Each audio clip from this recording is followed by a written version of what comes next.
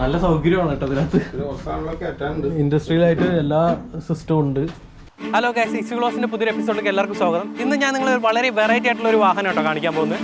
നമുക്ക് ആ വാഹനം ഏതാ നമുക്ക് നോക്കാം.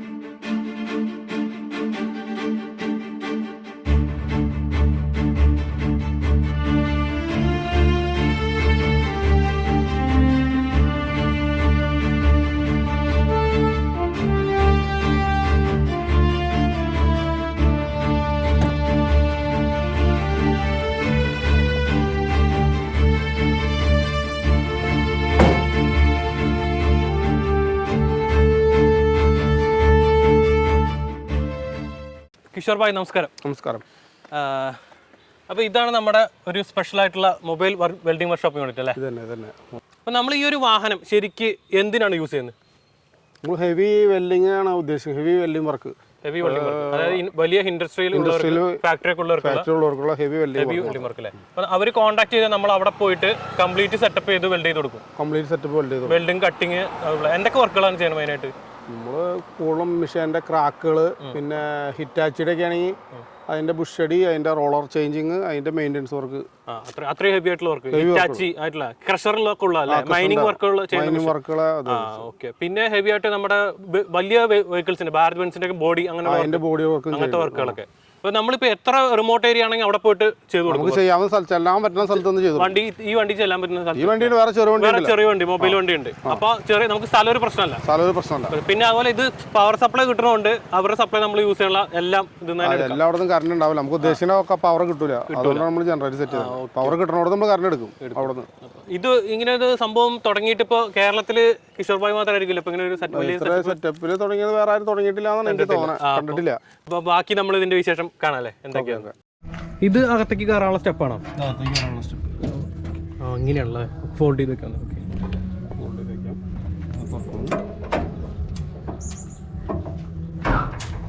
ഇത്ര ഐറ്റംസ് ഉണ്ട്. ഓക്കെ, ഇത് എന്തൊക്കെ മെഷീനറീസ് ആണ് ഇതിനകത്ത് ഇപ്പോൾ ഫിറ്റ് ചെയ്തിരിക്കുന്നത് നമ്മള്? അത് രണ്ട് വെൽഡ് സെറ്റിനാണ്. ഇത് വെൽഡിംഗ് സെറ്റ് ആണല്ലേ? മിഗും ഗോജിങ്ങും ഒക്കെ ചെയ്യാൻ പറ്റും. അതേ സെയിം തന്നെ. അത് രണ്ടും വേറെ ബ്രാൻഡ് അല്ലേ? ഓക്കെ, മിഗിന്റെ ആണ്. ഇതൊരു എയർ കംപ്രസർ. ഒരു ജെൻസെറ്റ് ഇതിനകത്തുണ്ട് കേട്ടോ. ഒരു വലിയൊരു ജനറേറ്റർ തന്നെ വണ്ടിക്കകത്ത് വെച്ചിട്ടുണ്ട്. ഇത് എത്രതിന്റെ ജെൻസെറ്റ് ആണിത്? 45 kW ജെൻസെറ്റ് ആണ് അതിനകത്ത് ഇരിക്കുന്നത്. ഇവിടെ ഒരു ബെഞ്ച് ഗ്രൈൻഡിങ് മെഷീൻ ഉണ്ട്, ബോഷിന്റെ. ഒരു ഇൻവെർട്ടർ ഉണ്ട് സപ്ലൈ പോയി കഴിഞ്ഞാല്. ശരിക്കും ഒരു ഹൈഡ്രോളിക്കിന്റെ ജാക്കി, ഹൈഡ്രോളിക് ജാക്കി. ഇതാണല്ലേ? ഇത് ഇതിലേക്ക് കണക്ട് ചെയ്തിട്ട് ജാക്ക്. നല്ല സൗകര്യമാണ് കേട്ടോ ഇതിനകത്ത്. ഇൻഡസ്ട്രിയലായിട്ട് എല്ലാ സിസ്റ്റവും ഉണ്ട്, ഇപ്പൊ ചെയ്തിട്ടുണ്ട്. ഇത് സപ്ലൈ ഇവിടെ ഡിസ്ട്രിബ്യൂഷൻ വരില്ല. ഇവിടെ തന്നെ നമുക്ക് സ്റ്റാർട്ട് ചെയ്യാം. ഓ സ്റ്റാർട്ട് ആയിട്ടപ്പോ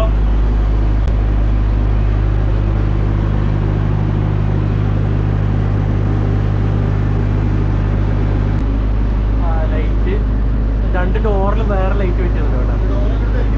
ആ ഈ ഡോറ് അപ്പോൾ വെളിച്ചില്ല സ്ഥലത്തൊക്കെ പോയി കഴിഞ്ഞാൽ അല്ലേ, കറണ്ട് ഇല്ലാത്ത സ്ഥലത്ത് പോയി കഴിഞ്ഞാൽ അതിനാണ് നമുക്ക് ഈ വണ്ടി ഏറ്റവും യൂസ് വരുന്നത്.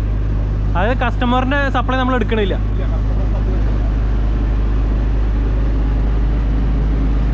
അടിപൊളി കേട്ടോ ലൈറ്റും കാര്യങ്ങളൊക്കെ. രാത്രിയും എത്ര ലൈറ്റ് ആയിട്ടുള്ള വർക്കും നമുക്ക് ചെയ്യാൻ പറ്റും.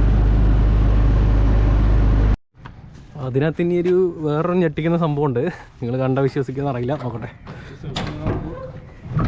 ഇത് 2 ആൾക്ക് കിടക്കാൻ പറ്റിയ റൂമും സെറ്റ് ചെയ്തിട്ടുണ്ടെന്നാണ് പറയുന്നത്.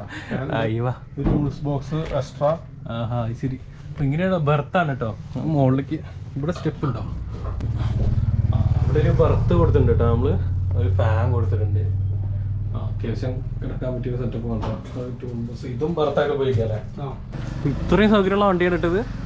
പുറത്തുനിന്ന് നമ്മൾ കണ്ടപ്പോൾ അറിയില്ല.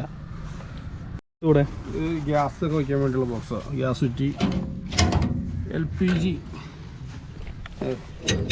ചെറിയ സിലിണ്ടർ അല്ലേ, 2 ക്യാരി ചെയ്യാൻ പറ്റും. ഓക്കെ. അപ്പുറത്തുള്ള ബോക്സ് കേബിൾ.